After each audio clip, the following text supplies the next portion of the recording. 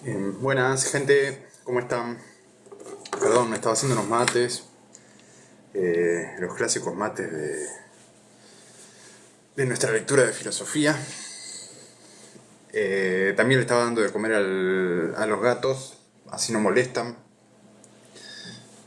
Está comprobado que si les doy de comer antes de empezar nuestros encuentros, molestan menos. Se ve que con la panza llena se calman las bestias. Bueno, bienvenidos a nuestro encuentro de desorientados leyendo filosofía. Más desorientados que nunca. No, tan desorientados no, porque ya estamos por terminar el libro. ¿Sí? Nos propusimos leer un libro completo de filosofía, el Teteto de Platón, y aparentemente lo estamos cumpliendo. Ya hoy vamos a estar leyendo las últimas hojas. Quiero terminarlo hoy, así que no sé si va a ser un encuentro más corto que el de costumbre o más largo, pero lo voy a terminar hoy. ¿Sí? Es una promesa que me puse. Ya la semana que viene o el sábado que viene quiero empezar con alguna otra obra. Todavía no decidí cuál. Estoy en un dilema. Creo que lo que voy a hacer es elegir tres opciones, tres obras y voy a pedirle al público si se copa y, y me ayuda a decidir. Bueno, después les voy a pasar el dato. Ahora no quiero irme de tema, quiero que nos concentremos en el Teteto de Platón y en terminar esta obra que tantas horas nos llevó y tanto nos ha aportado.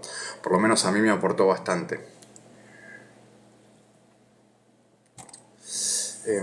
Bueno, ya la semana pasada habíamos terminado en una especie de cierre argumentativo. Vamos a ver dónde nos habíamos quedado. Por esto le digo más desorientado que nunca, ¿no? No me fijé ni dónde nos habíamos quedado, así que vamos a hacer un repaso. Yo tengo marcado hasta la página 308 del libro, 307 del PDF, ahí nos habíamos quedado. Sí, Carmen, gracias. Yo lo tengo siempre marcado acá. Me voy resaltando el texto en la computadora y así no me olvido nunca. Pero quiero ver cuál era el tema en el que se había quedado. Si hay que hacer conjeturas acerca de otras cosas partiendo de los elementos y compuestos, tendremos que decir que el género de los elementos puede ser objeto de un conocimiento mucho más claro y prioritario que el del compuesto, en lo que se refiere a alcanzar un perfecto aprendizaje en la materia que se trate. Es más, si alguien dijera que el compuesto es cognoscible, pero que el elemento es por naturaleza incognoscible, tendremos que creer que está bromeando voluntaria e involuntariamente. Bien, bueno. Sí, el último párrafo siempre aclara un poco el panorama. Sí, Sócrates estaba en esta cuestión de si el saber de un compuesto consiste en el saber de sus partes. Y habíamos visto que aparentemente algunos decían que las partes últimas de las cosas, o sea, los elementos más simples eran incognoscibles, mientras que las cosas que estaban compuestas por estas partes simples sí era cognoscible. Entonces ahí había encontrado una especie de contradicción. Repito, no sé si lo dije bien claro. A lo que habíamos llegado entonces, o lo que algunos decían, es que el conocimiento verdadero acerca de algo era el conocimiento del compuesto, de cosas compuestas. Las cosas simples, los elementos más simples, indivisibles, podríamos decir, esos son incognoscibles. O sea, tenemos que partir de unos elementos incognoscibles para poder llegar al conocimiento del compuesto. Vamos a formularlo de otra manera. Para poder conocer un compuesto, bastaría, según Sócrates, con conocer sus elementos. Pero algunos dicen que los elementos más simples que componen las cosas no son cognoscibles, mientras que el compuesto sí. Ahí encuentra una contradicción Sócrates. Dice, no puede ser esto, no puede ser que los elementos sean incognoscibles y el compuesto sí. ¿Sí? Pues se supone que se tiene que trasladar esa cognoscibilidad de los elementos al compuesto. O la incognoscibilidad, ¿sí? Porque siempre podemos decir, bueno, este compuesto lo podemos tomar como una unidad, como un elemento, y también lo tendríamos que considerar incognoscible para empezar a hablar. Bueno, entonces esta idea de que los elementos son incognoscibles es una dificultad, algo que hay que superar, no puede ser de esa manera, nos dice Sócrates. Sin embargo, si no llegamos a un punto en el que algo no necesita ser explicado, bueno, tendríamos un regreso al infinito en el ámbito de las causas, a menos que nos encontremos con una causa primera. Sin embargo, las causas primeras, todas tienen que poder ser explicadas.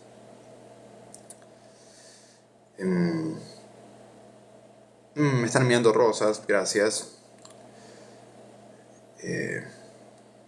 Bueno, vamos a lo que es la cuestión. Ahí estuvimos refrescando entonces un poco lo que estuvimos viendo hasta el encuentro pasado. Vamos a ver a qué se dedica Sócrates ahora.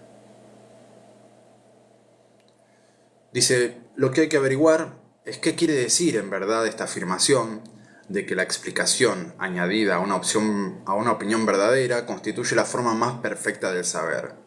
Sí, empezó a dar vueltas acerca de los elementos y las partes y el todo, y ahora quiere volver a la cuestión principal, que es decidir si el saber es una opinión verdadera acompañada de una explicación, que esa era la cuestión. Teníamos que decidir eso. Si la opinión verdadera acompañada de explicación, es eso el saber. Así que se va a proponer examinar eso. Teteto le dice, efectivamente, eso es lo que hay que examinar. Veamos, pues. ¿Qué quiere decir el término explicación? Y acá en el libro nos pone la palabra griega que usa. Esto es lo que tiene de bueno la editorial Gredos, que sigo afirmando. No tengo acciones, no conozco a nadie de la editorial Gredos, pero me parece una de las mejores. Porque hace estas cosas, ¿sí? A veces cuando hay un término donde el traductor no se decide por una traducción u otra, pone la traducción que decide y a su vez la palabra griega para que cualquier cosa decidamos nosotros, si esa es la traducción que más nos convence. Y eso está bueno.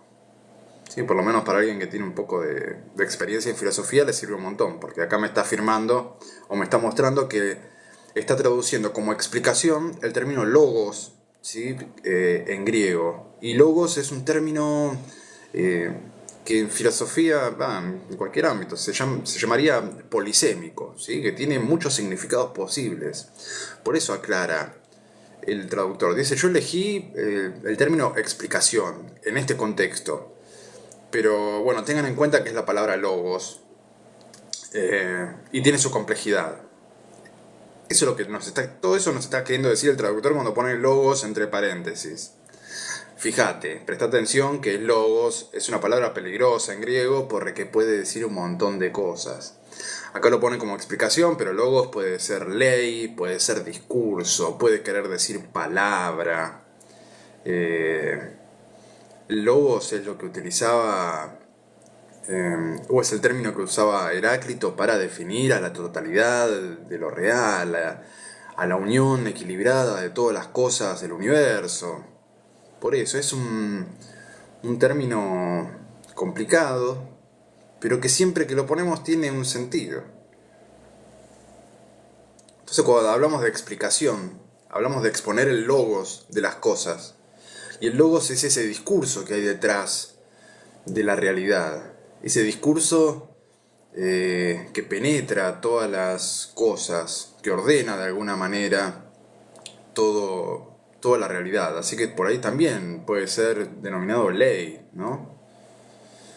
O sea, explicar algo es mostrar la ley que los rige. Explicar algo es mostrar el discurso que hay detrás, su explicación.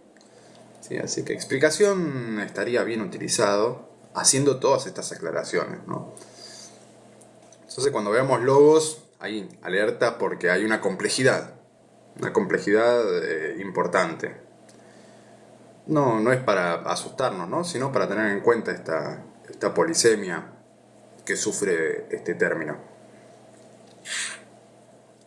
Entonces Sócrates, ante esta polisemia del término logos, lo que va a hacer es, dice, esto puede significar varias cosas.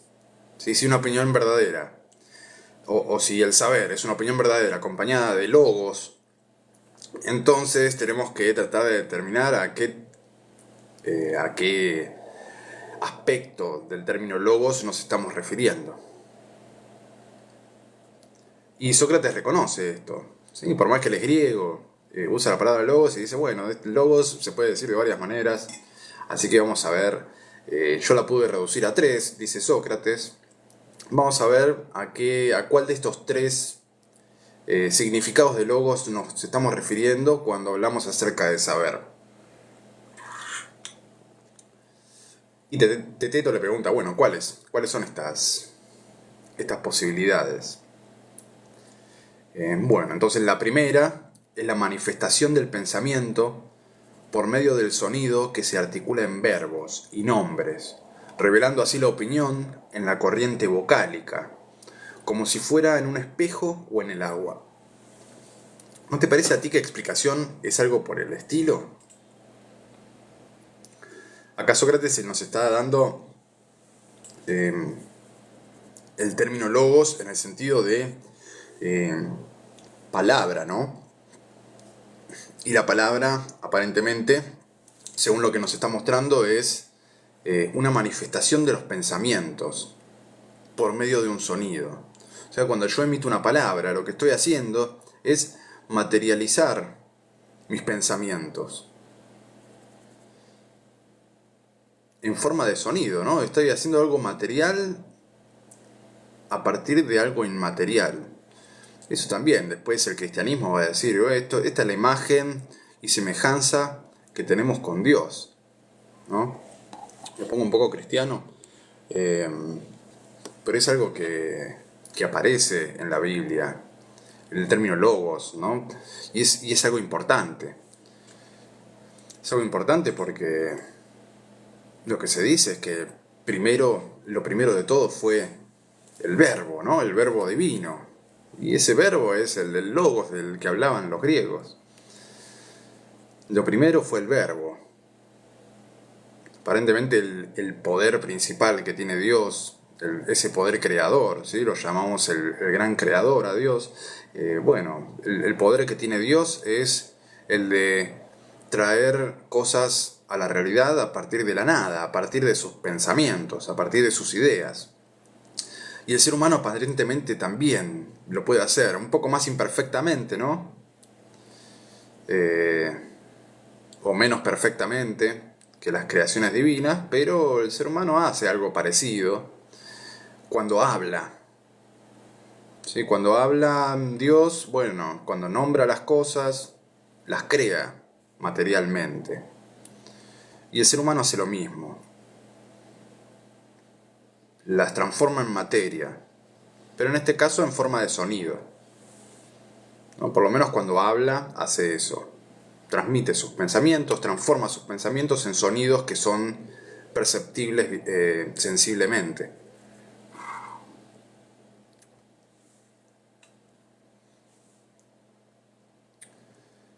Entonces, explicación en este sentido sería la manifestación de los pensamientos por medio de la palabra, por medio de un sonido, dice Sócrates, que se articula en verbos y nombres, en un discurso. ¿Sí? Se transforman estos sonidos que son la base, se articulan en verbos y nombres, y esa articulación revela nuestra opinión acerca de lo que sea.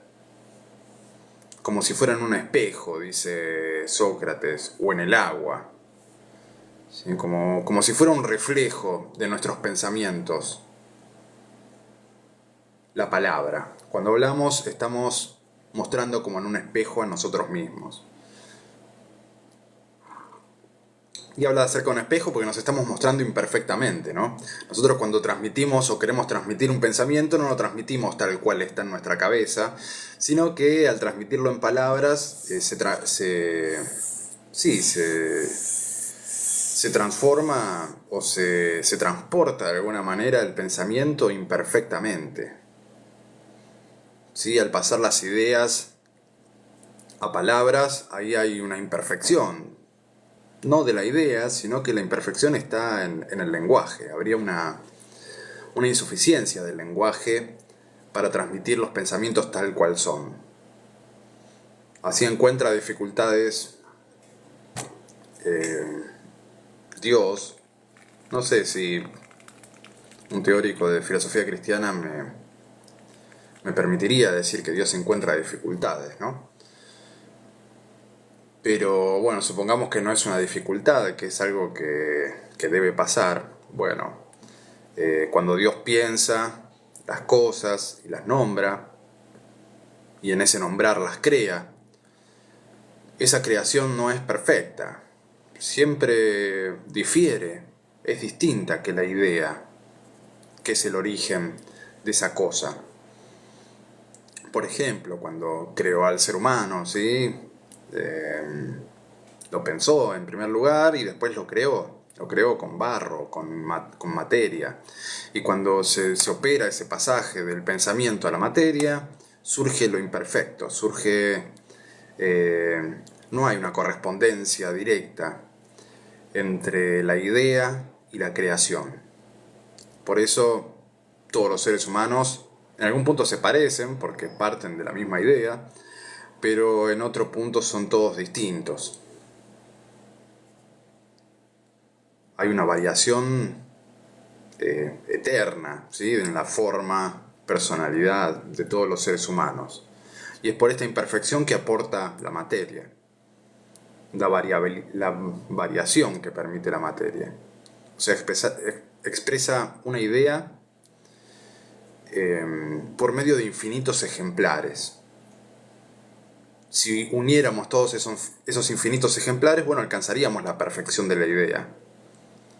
Pero en este mundo sensible es medio difícil, diría Platón, porque tendríamos que reunir a todos los seres humanos, por ejemplo, para conocer la idea de hombre perfecta, tendríamos que reunir a todos los seres humanos que existieron, una cosa medio imposible, a los que existen, que sí es posible, y a los que existirán. O sea, a todos los seres humanos. Una progresión infinita, aparentemente, de seres humanos tendríamos que reunir para llegar a la perfección de la idea de humano. Bueno, me estoy yendo, pero me parece importante esto. Entonces, seguimos. ¿No te parece, dice, a ti que explicación es algo por el estilo? Sí, dice Teteto. En todo caso, cuando alguien hace esto, decimos que se explica, cuando transmite su opinión por medio de palabras. Y Sócrates responde, dice, sin duda es algo que todo el mundo es capaz de hacer. Unos lo harán con más rapidez y otros con más lentitud, pero quien no es mudo o sordo de nacimiento puede indicar cuál es su parecer sobre cualquier cosa, por medio de palabras, ¿no? De esa manera todos los que opinan rectamente es evidente que tendrán la opinión acompañada de explicación, y nunca podrá darse en forma alguna la opinión recta con independencia del saber. Entonces todos los que opinan pueden ofrecer una explicación de lo que opinan. Sí, acá está yendo al lado de la refutación de esta idea, ¿no? Tampoco le convence a Sócrates, porque dice, bueno, puede opinar cualquiera, y dar explicaciones puede darla cualquiera. Entonces, que una opinión esté acompañada de explicación, eso no nos va a asegurar la verdad, o no nos va a asegurar el saber.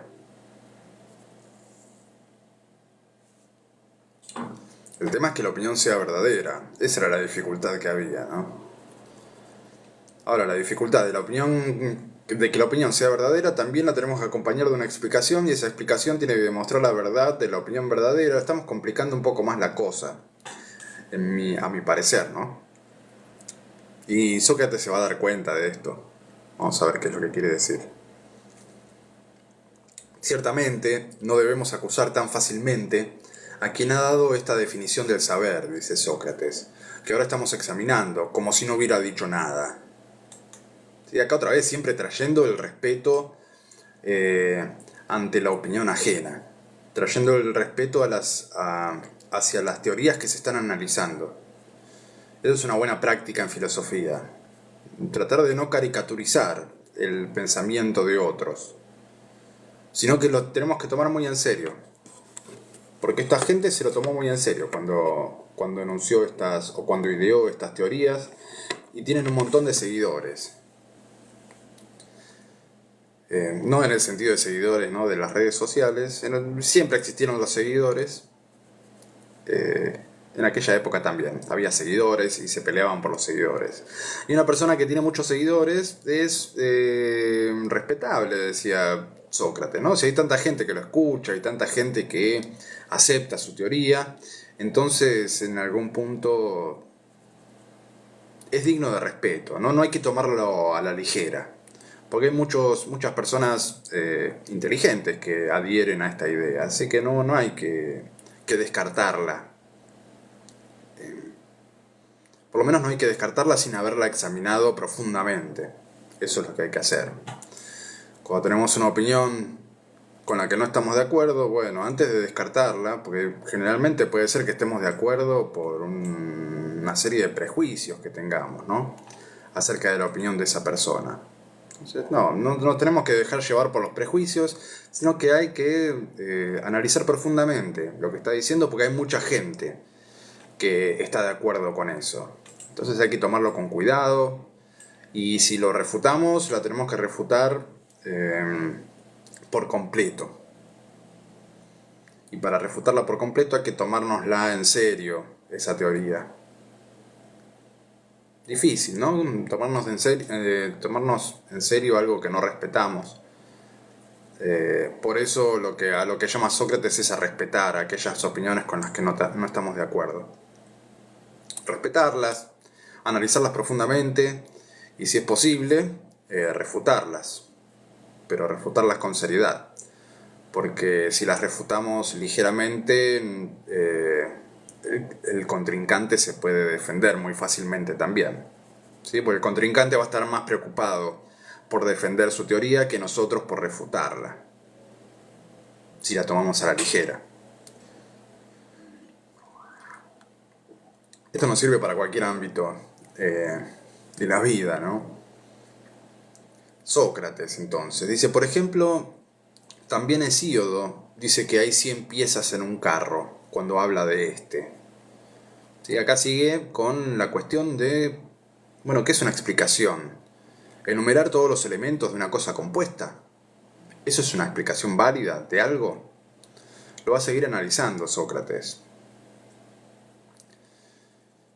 Entonces Hesíodo, alguien respetable, muy respetable, Hesíodo, ¿sí? Es uno de los poetas que construyó la paideia griega, ¿sí? La educación griega se daba a partir de los poemas de Hesíodo, o de la obra de Hesíodo. No podemos tomar esto a la ligera. Si Hesíodo decía que hay 100 piezas en un carro, y con enumerarlas bastaba para explicarlo, bueno, hay que tomarlo en serio. Es Hesíodo. Seguimos entonces. Por ejemplo, también Hesíodo dice que hay 100 piezas en un carro cuando habla de este. Yo no sería capaz de enumerarlas, dice Sócrates, y tú, creo yo, tampoco. Pero si alguien nos preguntara qué es un carro, tendríamos que contentarnos si pudiéramos enumerar las ruedas, el eje, el cuerpo, los aros y el yugo. Desde luego, dice Teteto. Sí, acá no estamos hablando de un auto, ¿no? No habría que aclararlo esto. Está hablando de un carro tirado por caballos, supongo. Ahora bien, este hombre podría considerarnos gente ridícula, de la misma manera que si nos preguntaran por tu nombre y respondiéramos sílaba a sílaba. Esto es lo que habíamos planteado antes. O sea, para explicar un nombre, si tuviéramos que explicar un nombre y lo hiciéramos recorriendo sílaba por sílaba, bueno, eso sería ridículo, habíamos terminado antes. Pero en el caso del carro no parece tan ridículo. O sea, estábamos llevando a la ridiculez algo que no es tan ridículo, porque si supiéramos cuáles son todas las partes de un carro, y tendríamos un saber interesante, ¿no? Lo podemos trasladar a la actualidad. Algo mucho más complejo, que es un auto, ¿no? Si a mí me preguntan, bueno, ¿qué es un auto? Y bueno, es algo que tiene un volante, tiene ruedas. No puedo dar una explicación muy profunda de lo que es un auto, pero un mecánico que conoce cada pieza del auto y las puede enumerar cada una y explicar la conexión que existe en cada una, bueno, nos podría dar una buena explicación acerca de lo que es un auto. O por lo menos podría aportarnos un montón de saber esa enumeración. Así que esto conviene analizarlo un poco mejor. Dice, y efectivamente lo seríamos, sí, seríamos ridículos si quisiéramos explicar un nombre respondiendo sílaba a sílaba. Efectivamente lo seríamos, dice, si por opinar rectamente y decir lo que decimos, llegáramos a creer que éramos ya gramáticos y que poseíamos y decíamos la explicación gramatical del nombre teteto. Entonces, describiendo cada sílaba no nos hace gramáticos, ¿sí? No nos hace expertos en nombres. Hay algo más ahí detrás. Pero él pensaría que no es posible dar una explicación de cualquier cosa desde el punto de vista del saber, antes de hacer un recorrido por cada una de las cosas a través de sus elementos, y en compañía de la opinión verdadera, que es también lo que se dijo anteriormente. Entonces, en lo que está en duda Sócrates es, bueno, enumerar todos los elementos no nos da un saber completo de la cosa, pero es algo necesario para llegar al saber. ¿Sí? Enumerar todos los elementos de una cosa. Según gramático, tendría que prestar atención a todas las sílabas, pero no podría quedarse con eso solamente. Entonces habría una incompletitud, ¿sí? Estaría incompleta.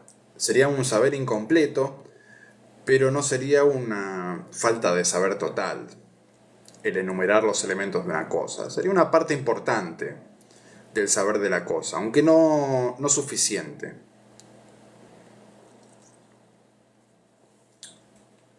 O sea, es necesario pero no suficiente. ¿Sí? Hay otra distinción filosófica entre lo necesario y lo suficiente. Ciertamente, también en el caso del carro, podría pensar que tenemos una opinión recta. Pero el que es capaz de describir su naturaleza, enumerando el centenar de piezas que posee, en el momento en que añade esto, añade una explicación de la opinión verdadera. Y en lugar de tener meras opiniones, adquiere el saber relativo a la naturaleza del carro, al recorrer el todo elemento por elemento. Al recorrer el todo, elemento por elemento. Vamos a leerlo otra vez. Dice, ciertamente, también en el caso del carro podría pensar que tenemos una opinión recta. Pero el que es capaz de describir su naturaleza, enumerando el centenar de piezas que posee, en el momento en que añade esto, añade una explicación a la opinión verdadera. O sea, si yo doy una opinión verdadera acerca del carro, y además enumero todos los elementos que tiene el carro, entonces ahí estaría dando una explicación. Si hago una enumeración de todos los elementos, ¿no? De los 100 elementos que componen a un carro. Entonces, si yo tengo una opinión verdadera y le añado esta explicación o esta enumeración de elementos, en lugar de tener meras opiniones, dice Sócrates, adquiere el saber relativo a la naturaleza del carro, al recorrer el todo elemento por elemento.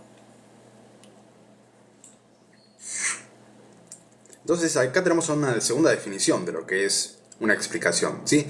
La primera explicación era, o la primera idea de explicación era una opinión expresada o pensamientos expresados verbalmente. ¿Sí? Eso sería una explicación de algo. Explicar mi opinión en palabras. Acá la segunda opción sería, igualmente después la va a enumerar Sócrates, pero la segunda opción sería explicar la cosa eh, mencionando elemento por elemento. ¿Sí? Esa sería la segunda opción, sería la segunda manera de entender lo que es una explicación. Podríamos entender que explicación es recorrer los elementos por elemento de la cosa compuesta. Entonces, primero, emitir una opinión verdadera y en segundo lugar, recorrer elemento por elemento, nombrarlos. Eso sería una explicación. O sea, decir, bueno, un carro es algo que sirve para tal cosa, o sea, dar una opinión verdadera acerca del carro y después decir, bueno, el carro, lo voy a explicar al carro y está compuesto por tales y tales cosas, 100 piezas. Y te lo dice, ¿y no te parece bien, Sócrates? Y él le responde, si te lo parece a ti, amigo mío, y admites que es una explicación, la descripción de cualquier cosa elemento por elemento, muy bien. Pero si te parece que la descripción que se basa en lo compuesto o en algo aún mayor carece de explicación, dímelo para que lo examinemos. Entonces, si a vos te parece que con esto basta, ¿sí? Con describir elemento por elemento para poder dar una explicación completa de la cosa, si esto te satisface, bueno, todo bien. Pero si te parece que la descripción que se basa en lo compuesto o en algo aún mayor carece de explicación, dímelo para que lo examinemos. Pues sí que lo admito, dice Teteto. ¿Lo admites acaso? En la creencia de que uno sabe cualquier cosa de que se trate, cuando la misma cosa le parece unas veces parte del mismo objeto y otras veces parte de otro, o cuando opina igualmente que a un mismo objeto se le puede atribuir tanto una cosa como otra diferente. No, por Zeus, dice. ¿Qué está queriendo decir acá, no? O sea, si yo pudiera reemplazar un elemento por otro, o ese elemento que estoy explicando lo pusiera en otro lugar, ¿estaría explicando lo mismo? Yo creo que acá está hablando de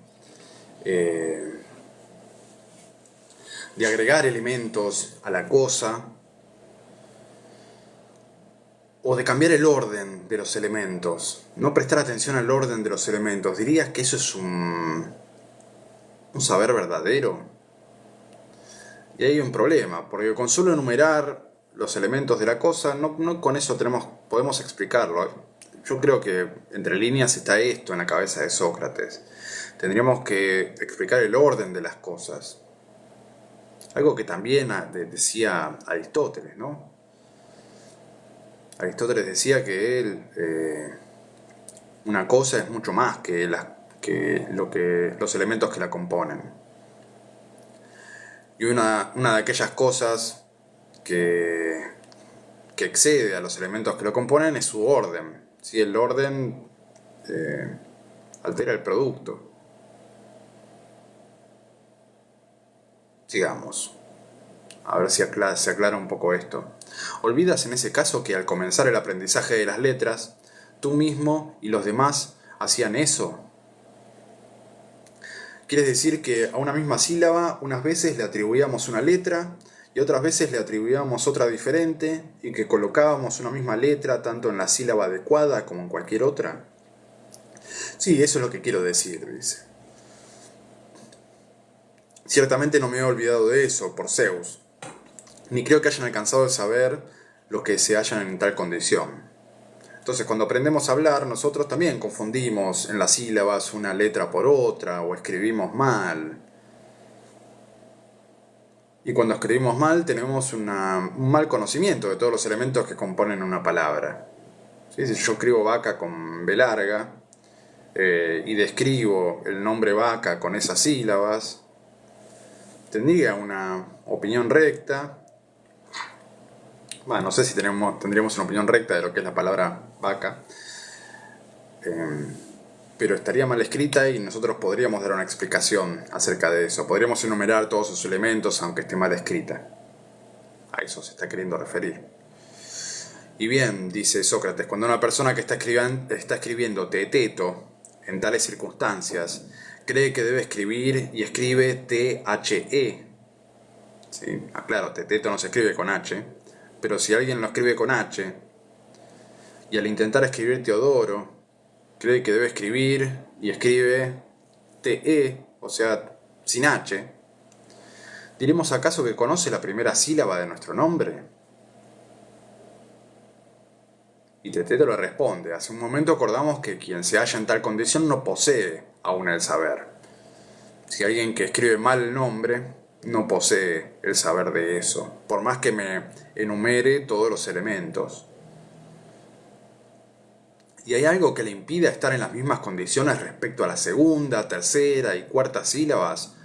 No.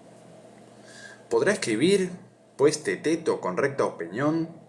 Si puede hacer una descripción de la palabra elemento por elemento y la escribe en el orden debido. ¿Ven? Acá ya aparece el término orden. Y esto es algo importante. Aparte de los elementos, hay que tener en cuenta el orden en el que se encuentran los elementos.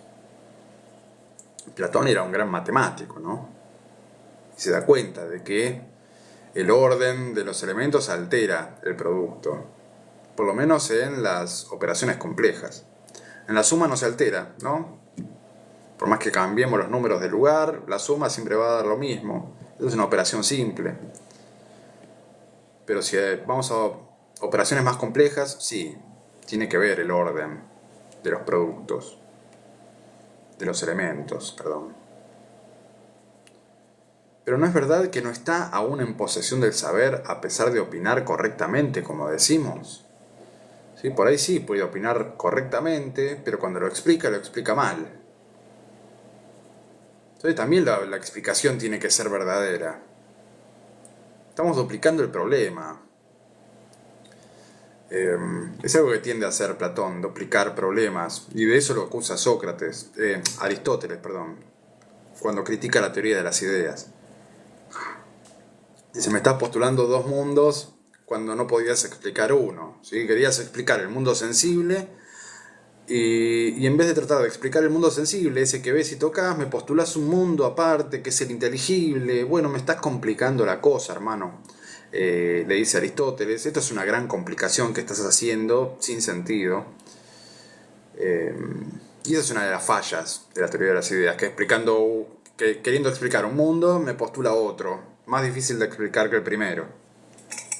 Y acá aparentemente estamos en eso. No sabíamos decidir qué era lo que es una opinión verdadera, ¿sí? No llegamos a definir lo que es una opinión verdadera y ahora nos estamos metiendo en el problema de decir que el saber es una opinión verdadera acompañada de una explicación, cuando la explicación también tiene que ser verdadera. Así que la falsedad y la verdad también se da al nivel de la explicación. Estamos embarrando la cancha, se diría, en términos futbolísticos. Sin embargo, posee una explicación acompañada de recta opinión, pues al escribir hizo un recorrido letra por letra que es precisamente, según acordamos, una explicación. Es verdad. Por consiguiente, querido amigo, existe una recta opinión acompañada de explicación que no debe aún llamarse saber. Y acá hizo una reducción al absurdo, ¿no? Como se hace en matemáticas también. O sea, demostró que hay una recta opinión acompañada de una explicación que no debe llamarse saber. Entonces, si llegamos a conclusiones absurdas es porque la explicación o la definición del saber que estamos planteando es absurdo. Algo también que se acostumbra a hacer en matemáticas y en lógica. Lo leo de nuevo. Dice, por consiguiente, querido amigo, existe una recta opinión acompañada de explicación que no debe aún llamarse saber. Y si existe eso, hay un problema en la definición.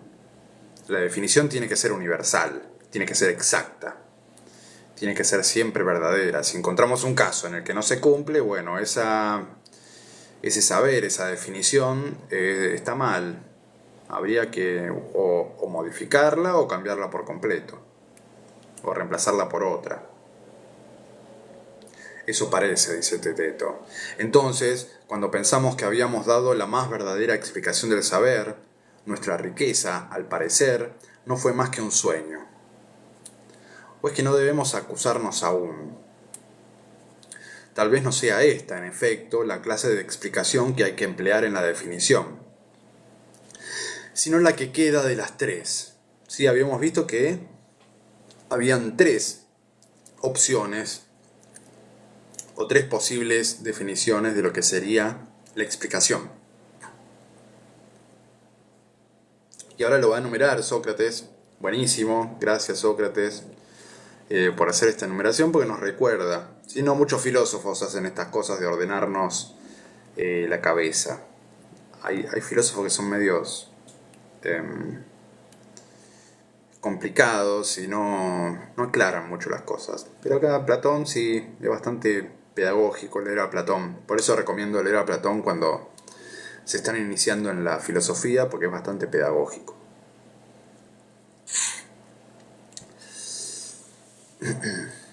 Entonces Teteto dice, has hecho bien en recordarlo. En efecto, aún queda una.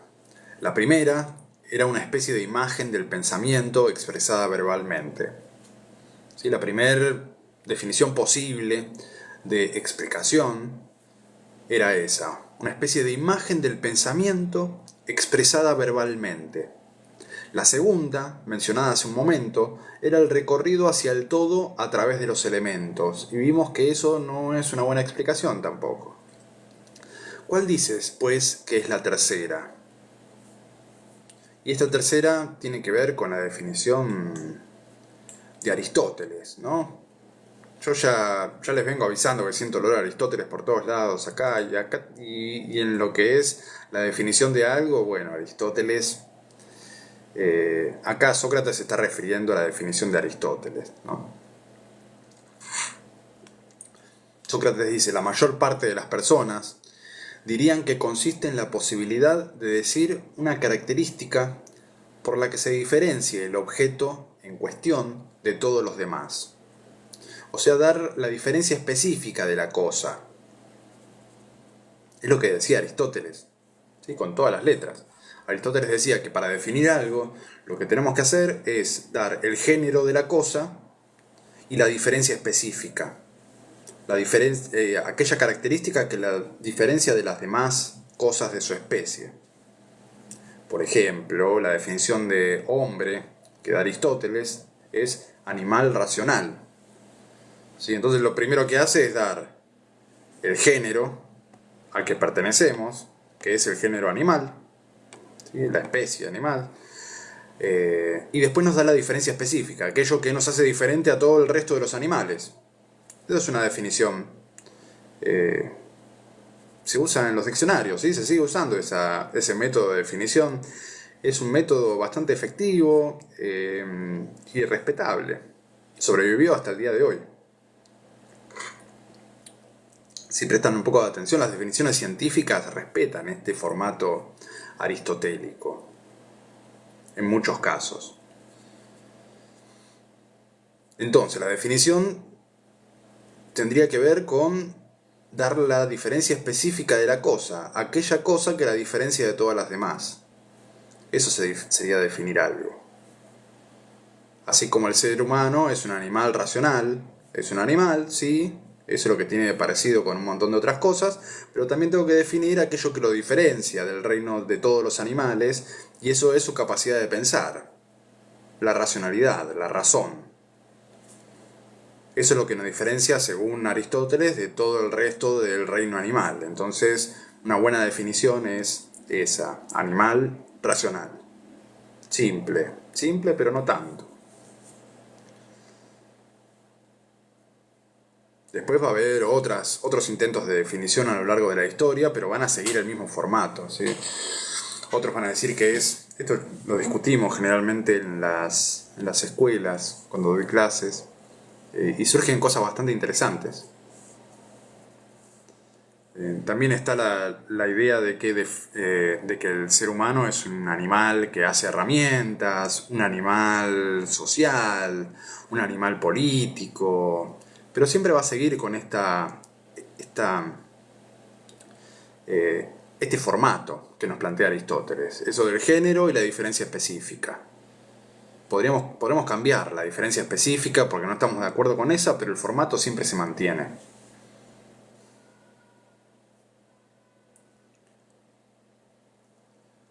Bueno, sigo leyendo.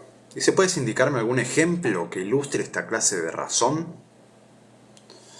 En el caso del sol, dice Sócrates, si es que te parece bien este ejemplo, tú aceptarías, creo yo, que es suficiente si diéramos como explicación del mismo que es el más brillante de los cuerpos celestes que se mueven alrededor de la Tierra. Desde luego, dice Teteto. Entonces, si yo quiero definir al Sol, debería decir, bueno, el Sol es uno de los cuerpos celestes que giran o que se mueven alrededor de la Tierra. ¿Sí? Esa sería una buena definición de su especie, ¿no? Es uno de los cuerpos celestes que gira alrededor de la Tierra. Y la diferencia específica, aquello por lo cual podemos reconocer efectivamente el Sol, es que es el más brillante de todos. ¿Sí? Entonces, si miramos al cielo y vemos el cuerpo más brillante de todos, seguramente ese sea el Sol. Estoy pensando en una contraargumentación de estas. Si yo miro el cielo y veo de noche, ¿no? Y veo el astro más brillante, va a ser la luna, y encajaría dentro de la definición de Sol que está dando ahora Sócrates. Tendremos que aclarar otra cosa, ¿no? Es el cuerpo más brillante de los que se encuentra girando alrededor del Sol cuando es de día. No sé, habría que verlo. Pero bueno, para los términos explicativos y figurativos que nos está dando, está bien. ¿Sí? Nosotros miramos ahora el cielo y de las cosas que giran alrededor de la Tierra, el más brillante es él. ¿Sí? No hay manera de equivocarse. Esa es una buena definición, una buena explicación de lo que es el Sol. No sé si del todo, pero si yo se lo quiero explicar a alguien en palabras, sin mostrárselo con el dedo, lo va a poder reconocer. Sócrates le dice, déjame que te explique por qué lo he dicho. Hace un momento decíamos que si alcanzas la diferencia por la que una cosa se distingue de las demás, según afirman algunos, alcanzas su explicación. Ahora bien, si aprendes algún rasgo común, tu explicación lo será de aquellas cosas a las que se atribuye la comunidad. Sí, acá se está hablando del género. Lo que tiene en común con un montón de cosas y su diferencia específica también. Ya lo comprendo, dice Teteto, y me parece que estás acertando al llamar explicación a algo de esa naturaleza. Pues bien, el que tenga una recta opinión sobre cualquier cosa y pueda añadirle lo que la distingue de las demás, habrá llegado a poseer el saber de una cuestión de la que anteriormente solo tenía opinión. Y acá lo que quiere aclarar Platón es que no alcanza con tener una opinión acerca de algo, por más que sea verdadera esa opinión. Aunque todavía no pudimos definir lo que es una opinión verdadera. Sí, vamos a ver que no vamos a llegar muy lejos. Pero la opinión verdadera no alcanza. De esto se da cuenta Platón. Una opinión verdadera puede ser verdadera por casualidad. Puedo haber llegado a la verdad por casualidad. Si no la acompaño de una explicación, esa opinión verdadera se queda en opinión. Una opinión, un saber, ¿sí? Que sería un saber científico. Acá está la oposición entre opinión y ciencia, que nos plantea Platón durante todas sus obras.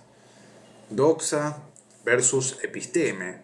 ¿Sí? Son los dos tipos de saber. La doxa, que es la opinión, está relacionada con nuestro conocimiento sensible de las cosas, nuestro conocimiento más inmediato. O sea, de las cosas que vemos solo podemos opinar. Para dar una explicación acerca de las cosas, para llegar a la episteme, a la ciencia, tenemos que tener un conocimiento más profundo que la sensibilidad nada más. Igual esto no entra en el teteto. La teoría de las ideas se trata de no tocar, ¿sí? Así que no me voy a meter en eso. Pero sí quiero reconocer esta diferencia entre opinión y episteme, entre doxa y episteme, opinión y ciencia. Una mera opinión, si no está acompañada de una explicación, se queda en opinión. ¿Sí? Puede acertar a la verdad por casualidad, pero tiene que estar fundamentado. Si no está fundamentado, sigue siendo una opinión. Cuando la opinión verdadera se fundamenta, ahí estamos ante una opinión científica, o una verdad científica, podríamos decir. O un saber científico. Sin embargo, Teteto ahora me ocurre exactamente igual al que contempla una pintura borrosa, dice. Es decir, después de acercarme a lo que estábamos diciendo, no entiendo ni lo más mínimo. En cambio, mientras me mantuve a distancia, me parecía que tenía algún sentido. Sí, se está mareando Sócrates. Ya se está poniendo un poco impaciente. Es como aquel que está pintando algo, que está dibujando algo durante mucho tiempo, ya pierde la perspectiva, necesita alejarse de la cosa. Y esto es lo que le está pasando a Sócrates. De tan metido dentro de la cuestión, se está mareando, ya no distingue bien lo que está diciendo. ¿Cómo es eso?, dice Teteto. Vamos a ver si soy capaz de explicártelo. Yo puedo decir que te conozco, si tengo una recta opinión de ti, y a ella añado la explicación que te corresponde. Pero si no es así, lo único que puedo hacer es opinar. Sí, dice Teteto. Ahora bien, la explicación no es otra cosa que la expresión de aquello que te diferencia a ti. Así es. Entonces, cuando me limitaba a opinar, no aprendía mentalmente ninguna de las características que te diferencian de los demás. ¿No es así? Eso parece. Entonces acá está haciendo temblar la definición de opinión verdadera. Si es posible llegar a una opinión verdadera sin explicar, entonces ¿cómo el saber va a ser una opinión verdadera acompañada de una explicación? ¿Cómo voy a obtener una opinión verdadera antes de explicarla? No sé si se entiende, ¿no? Pero estoy dándole un requisito a la opinión anterior a la explicación. Vamos a seguir. Eso parece, dice Teteto. Por tanto, yo tenía en el pensamiento algo relativo a lo que tienes en común con otras personas, y no en mayor medida que ninguna de ellas, necesariamente. Sí, acá está el género. Teteto es una persona. Sí, es un hombre, podríamos decir. ¿Cómo encuentro la diferencia específica? Ya diciendo que es un hombre, bueno, estoy dando bastante información. Eso podría ser una opinión verdadera, pero todavía no está explicada. Necesariamente, dice Teteto. Vamos, por Zeus. ¿Cómo podría yo opinar en tales circunstancias acerca de ti más que acerca de cualquier otro?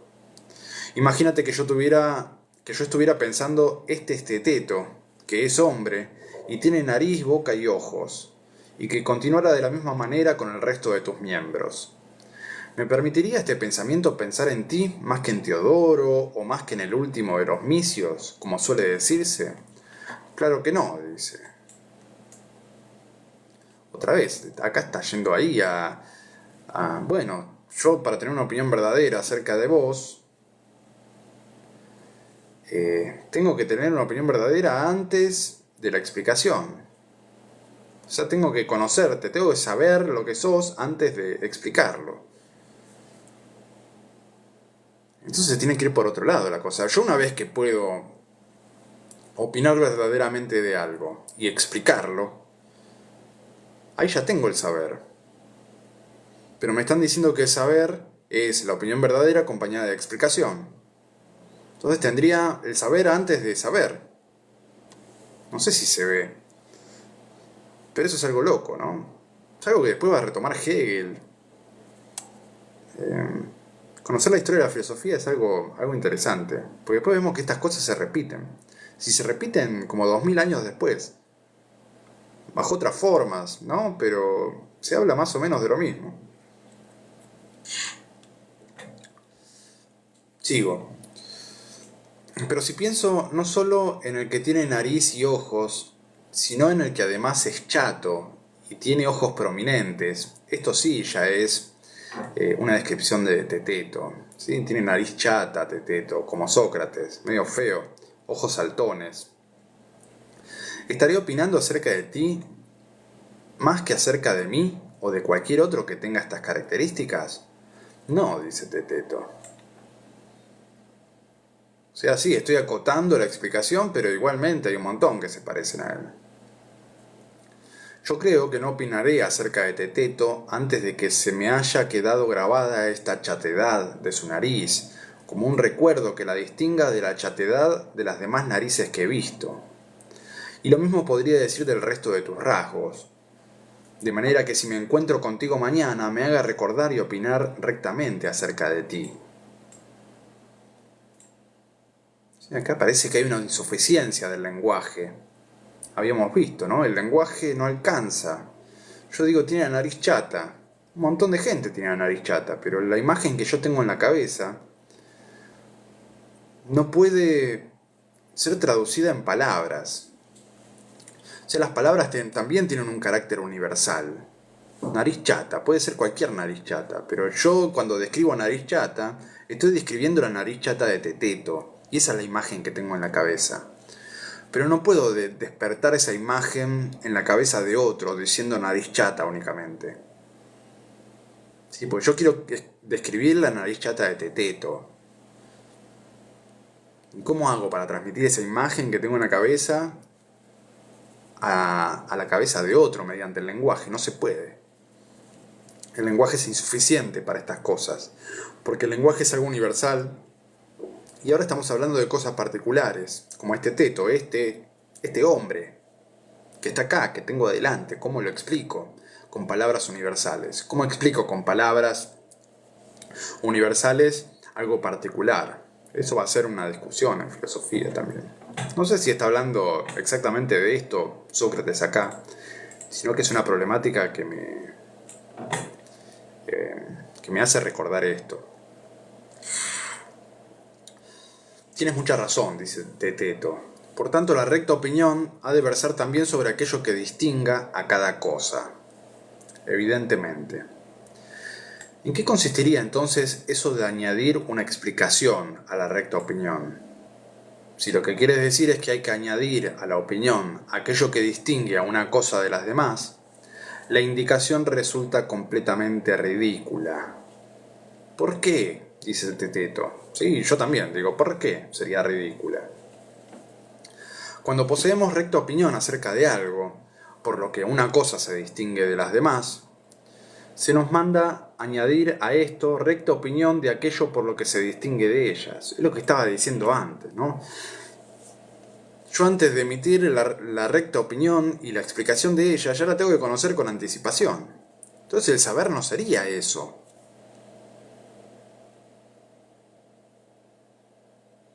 Tendría que saber antes de saber. Y si sé antes de saber, la recta opinión acompañada de la explicación no es saber, porque yo lo tendría que tener de antes ese saber para poder expresarlo. Tendría que saber antes de saber. Complicado. De esta manera, las vueltas que damos a la escítale o al mortero o a todo eso que suele mencionarse no son nada comparado con lo que esta indicación nos exige. Sería más justo decir que son indicaciones a ciegas, porque el hecho de mandarnos añadir algo que ya poseemos para poder aprender una cosa de la que tenemos opinión es lo que más se parece a andar en tinieblas.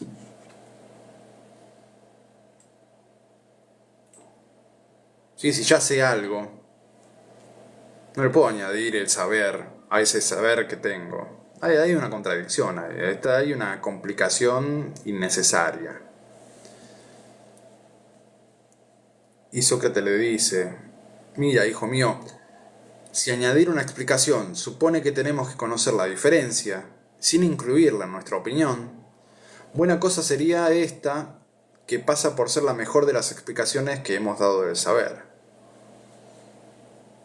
Entonces, dentro de la opinión verdadera tendría que estar el conocimiento de la diferencia específica. O sea, no tendría que ser un añadido.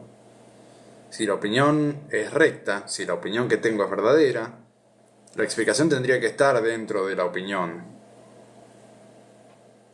Porque yo ya podría, mediante la opinión, dar esa diferencia específica. Y la dificultad estaba ahí, en definir lo que es una opinión verdadera, cosa que no resolvimos antes, y ahora le agregamos algo, le agregamos una dificultad a aquello que queríamos conocer que se nos dificultaba. O sea, a algo difícil le agregamos algo más difícil. Y por eso Sócrates ve todo borroso, dice, no, se me está complicando. Nos metimos en un lugar de donde no podemos salir. Pues bien, según parece, si a uno se le pregunta qué es el saber, tendría que contestar que es la recta opinión acompañada del saber de la diferencia. Otra vez, ¿sí? Si uno le preguntara qué es el saber, tendría que contestar que es la recta opinión acompañada del saber de la diferencia. Una ilegalidad en una definición acá. ¿Sí? Estamos usando la palabra saber para definir al saber. No se puede hacer esto, es trampa, caca. En filosofía es caca esto. ¿Sí? Como se le dice a los chicos acá en Argentina, cuando hacen algo malo, cuando algo no lo tienen que tocar, se le dice caca. Bueno, esta circularidad de las definiciones en filosofía es caca, ¿no? No podemos definir el saber poniendo el saber en la definición. Es una circularidad.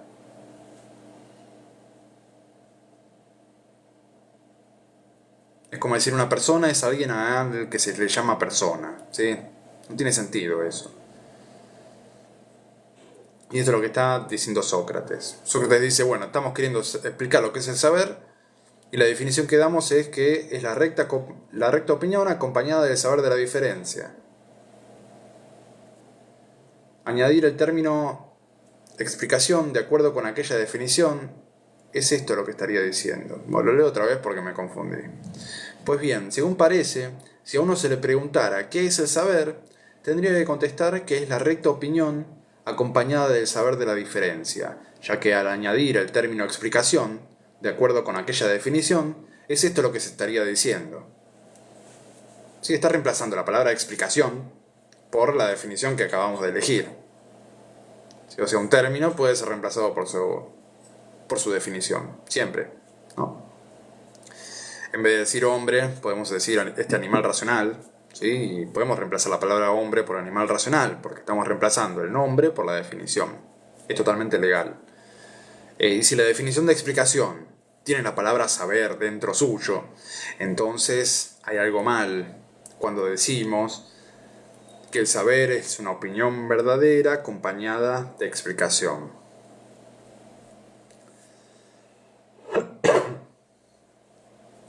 Si investigamos qué es el saber, es completamente estúpido, dice Sócrates, decir que es la recta opinión acompañada del saber, ya sea de la diferencia o de cualquier otra cosa. Por tanto, Teteto, resulta que el saber no sería ni percepción, ni opinión verdadera, ni explicación acompañada de opinión verdadera. Si esos tres intentos que tuvimos durante todo el libro, que estuvimos charlando durante todas estas semanas, no nos llevó a ningún lado, no nos resolvió el problema. ¿Sí? La conclusión a la que está llegando Sócrates es que ninguna de esas tres definiciones de lo que es el saber es correcta. Y en algún punto esto es lo que quería hacer Platón, ¿no? Como habíamos visto antes, él estaba... Esta es una obra de vejez, una obra madura de Platón, una obra que escribe ya cuando desarrolló todo su sistema filosófico, y lo que estaba queriendo hacer es tratar de definir lo que es el saber sin acudir o sin tener en cuenta la teoría de las ideas, porque estaba inseguro acerca de su teoría de las ideas y dijo, bueno, voy a escribir una obra donde voy a tratar de explicar lo que es el saber por todos los medios posibles sin utilizar la teoría de las ideas. Y vemos que sin utilizar la teoría de las ideas, una investigación sobre el saber no nos lleva a ningún lado. Por lo menos para Platón, ¿no? Que estaba condicionado por su teoría. Parece que no, dice Teteto. Querido amigo, ¿estamos todavía en condiciones de dar a luz y de experimentar los dolores de parto con relación al saber? ¿O es que hemos ya parido del todo? Otra vez la analogía del parto, ¿no? ¿Tenés algún otro hijo ahí adentro que podamos sacar para analizar? Y Teteto le dice, sí, por Zeus, yo al menos gracias a ti he dicho más de lo que albergaba en mi interior. ¿No nos dice nuestro arte de partear que todo esto ha resultado ser algo vacío y que no merece nuestro cuidado? Sin duda alguna, le dice Teteto. Tanto le cuesta rendirse a Teteto, ¿no? Ya desde la primera definición se quería rendir. Y ahora que Sócrates está proponiendo una tregua, un rendirse, bueno, se prende enseguida. Y estamos terminando, qué emoción.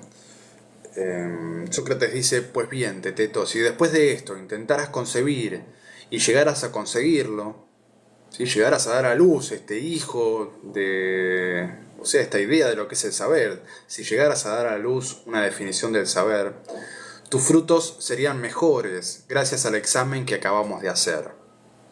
O sea, todo el trabajo que hicimos no fue en vano. Si en algún momento llegás a parir una idea verdadera acerca de lo que es el saber, tus frutos van a ser mejores gracias a esto que hicimos.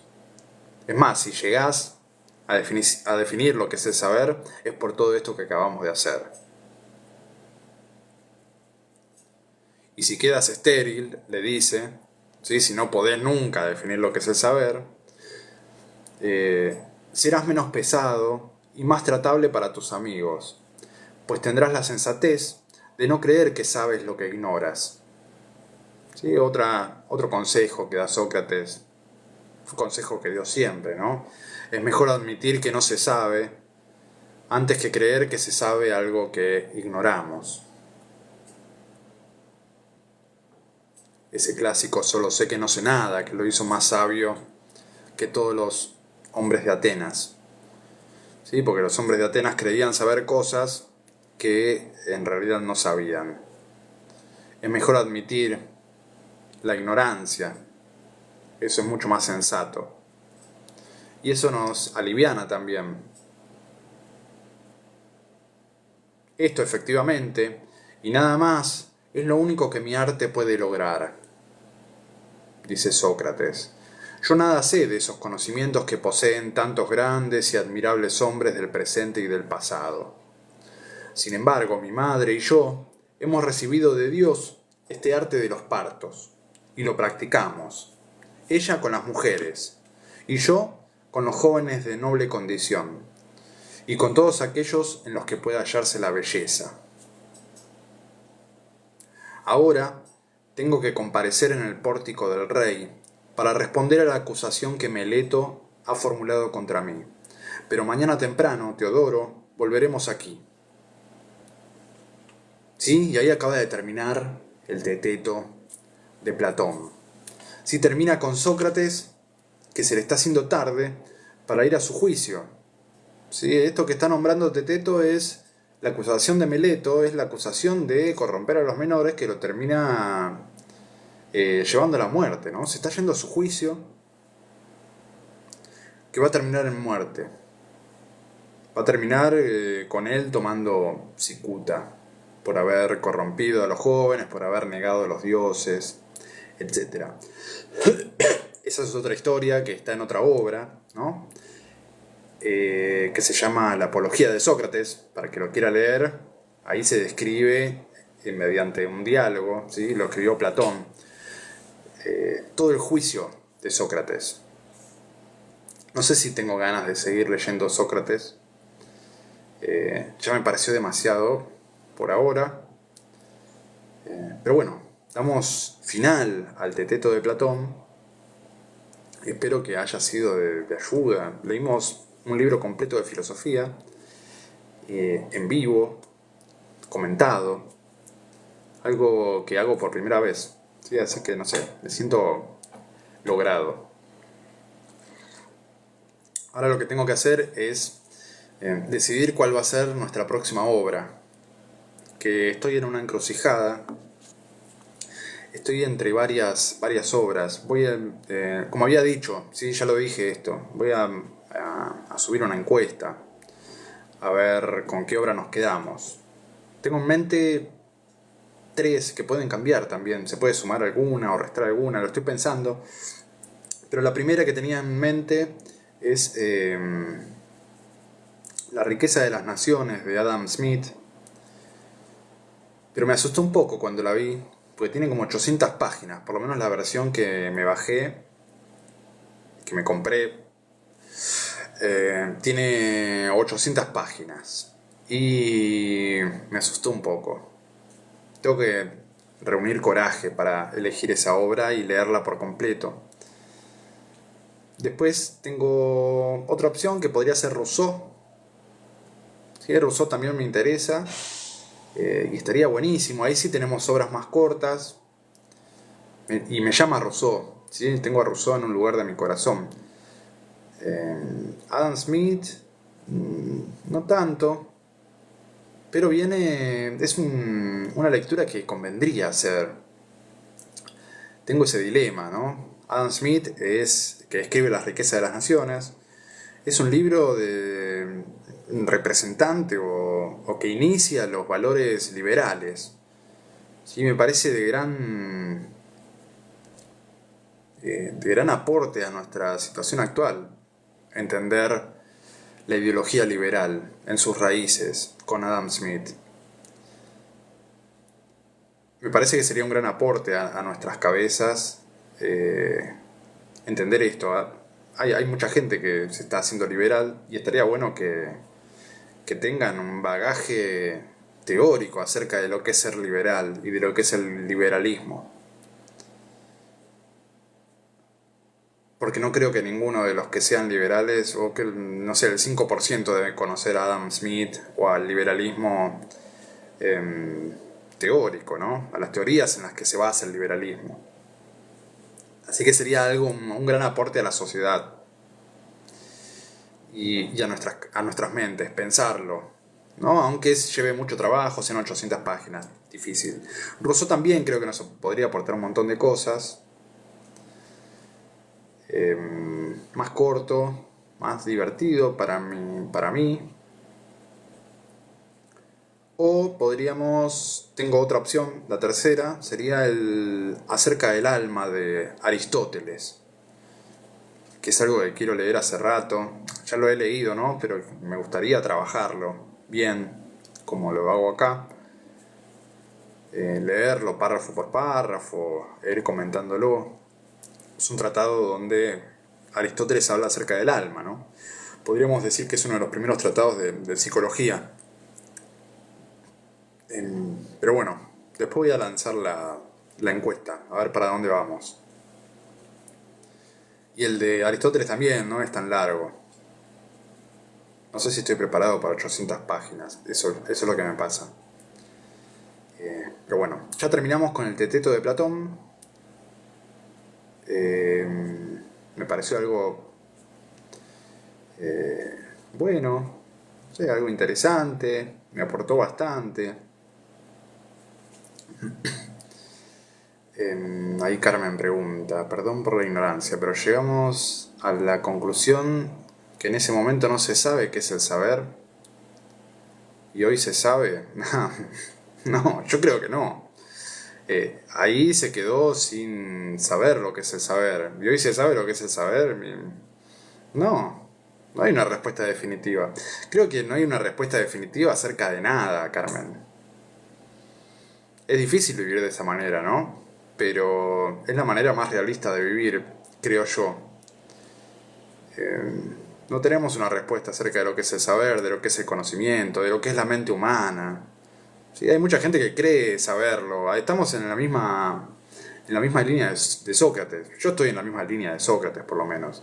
No sabemos lo que es la mente humana. Por más que haya escritos acerca de la mente humana, por más que haya gente que la trata, que habla acerca de ella, que cura la mente, no sabemos lo que es.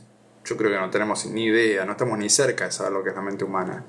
No sabemos lo que es el ser humano, lo que es la realidad, mucho menos lo que es el saber. Eh, y no sé, estudié mucho acerca de eso, ¿no? Estoy estudiando, eh, estoy haciendo materias pedagógicas, y nadie tiene bien en claro lo que es. No hay una respuesta definitiva a esas preguntas. Como decía Platón, ¿no? La filosofía es una aspiración al saber. Sabios son los dioses nada más. Son los únicos que conocen la verdad acerca de las cosas. El hombre solamente puede aspirar a la sabiduría. Es una utopía, es un fin inalcanzable al que, bueno, intentaremos alcanzar, pero no. Es como intentar alcanzar el sol saltando desde la tierra, ¿no? Eso sería lo mismo que alcanzar el saber. Es lo que estamos haciendo los seres humanos, los filósofos, saltando para alcanzar algo que es inalcanzable. Y como decía Gorgias, si pudiera ser alcanzable no podría ser transmitido mediante el lenguaje. Eh, bueno, no creo que te deje tranquila esa respuesta, pero es la que tengo. Yo creo que no hay respuestas acerca de nada. Lo divertido para mí es ver todas las respuestas posibles que hay, todos los intentos de respuesta que se han dado a lo largo de la historia de la filosofía. Eso es lo que me divierte. Pero llegar a la verdad no creo que se pueda. Por lo menos en este plano, no. Eso creo que me convierte en un escéptico, ¿no? Puede ser, sí, soy un escéptico. Pero bueno, sí, por eso a veces no puedo dormir por las noches, por eso estoy perturbado. Pero me acostumbré a estar así, a aceptar la ignorancia. Sí, Sócrates me ayudó mucho a esto, a aceptar que uno ignora, que no sabe nada, que no tiene ningún saber dentro suyo. Y él decía que los demás sí tenían saberes adentro suyo. Yo creo como para que se sientan más importantes, pero creía que nadie tenía ese saber. Lo único que podemos hacer es especular y tratar de alcanzarlo. Como la felicidad, ¿no? Para Sócrates la felicidad era el conocimiento. Y también la felicidad es algo inalcanzable. Puede haber momentos en que estamos más cerca, más lejos del conocimiento, ¿no? Pero no se llega. Es algo imposible. Bueno, seguiremos leyendo libros de filosofía a ver si alguno nos convence y decimos, bueno, acá estoy en contacto con la verdad. Pero estar en contacto con la verdad sería también un poco decepcionante para mí. Imagínense encontrar la verdad. ¿En qué pensaríamos si ya hubiésemos encontrado la verdad? ¿Qué haríamos de nuestra vida? Yo no sé, me quedo acostado en mi cama. Si me dedico a esto, a tratar de buscarla, dejaría de existir la filosofía. Y no es algo que me gustaría. Por eso, repito, para Platón, y es algo que yo comparto con Platón, es que la filosofía es una aspiración al saber. Y se va a quedar siempre en aspiración. Porque reconocemos que no estamos en condiciones de adquirir el saber verdadero acerca de las cosas. Eso lo sabe Dios o lo sabe, no sé, pero nosotros no.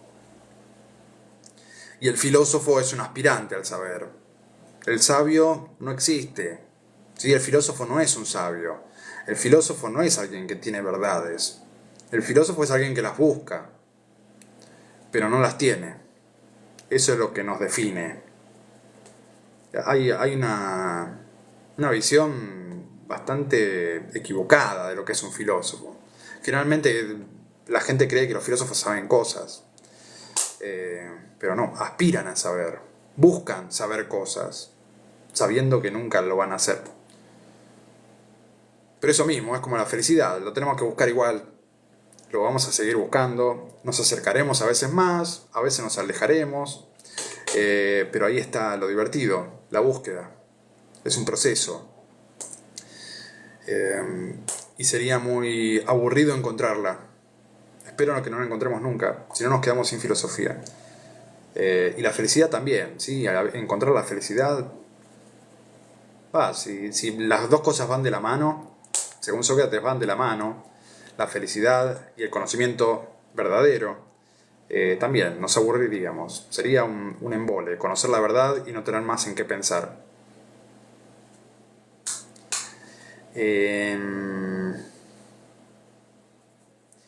Sí, buscar la verdad es una manera de enriquecerse y de crecer en los conocimientos, sí, puede ser, no sé. No es la única forma de llevar la vida, ¿no? Tampoco, no es que crea que buscar la verdad es una manera de vivir. Según Sócrates sí, pero bueno, cada uno vive como quiere. Vamos a tratar de seguirla buscando nosotros, por lo menos en este espacio. Y se me hizo muy largo, pero bueno, es el final de Teteto, así que se merecía una reflexión final. Sócrates se nos va al juicio. Suerte, Sócrates. Espero que en este juicio no elijas la cicuta. Pero bueno, ya sabemos que sí lo voy a elegir. Bueno, llegamos al final. Espero que hayan disfrutado este camino largo. Y también espero que nos metamos en otro camino largo y tortuoso. Con otra obra. Espero animarme a La riqueza de las naciones. Creo que sí, creo que me voy a animar y voy a estar un año leyendo eso. Pero bueno, chau, buen fin de semana y nos vemos el sábado que viene.